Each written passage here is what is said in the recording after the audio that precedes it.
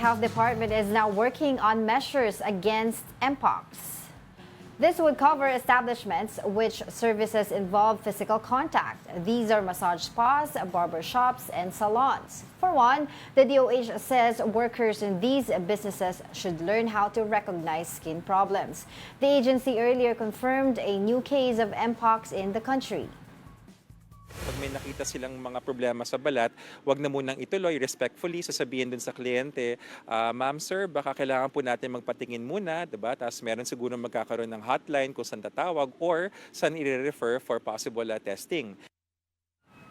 Oo. Yeah, kasi ang Mpox, kailangan ng close physical contact. Hindi siya yung parang COVID na, anong tawag doon? Respiratory? Droplets, no? Droplets. Dito kasi, I'd understand pag salon, kasi you use the razors, you use the scissors, didikit sa balat. Kung ang tao may Mpox at hindi na-sanitize, usually they do naman eh. Tapos didikit sa next client, pwede ka mag-Mpox o sa masahe.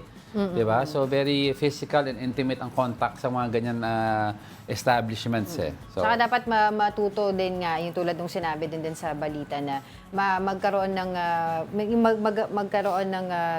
tawag dito, matrain yung mga employees, yung mga therapists, yung mga cutters, yung mga hairstylists, makita nila kung anong itsura ba ng skin diseases. Like, yeah, pero ang problem kasi dyan is although you may train them and you may employ strict measures, but sometimes sa volume ng mga customers na pumapasok, magkakaroon ng error, di ba? So, ano lang, siguro doble ingat na lang. And if you yourself have doubts kung may Mpox ka o hindi, o may naramdaman ka, punta na agad siguro sa doktor. punta ka agad sa doktor kaagad para you can be checked, safe ka, and you can isolate yourself.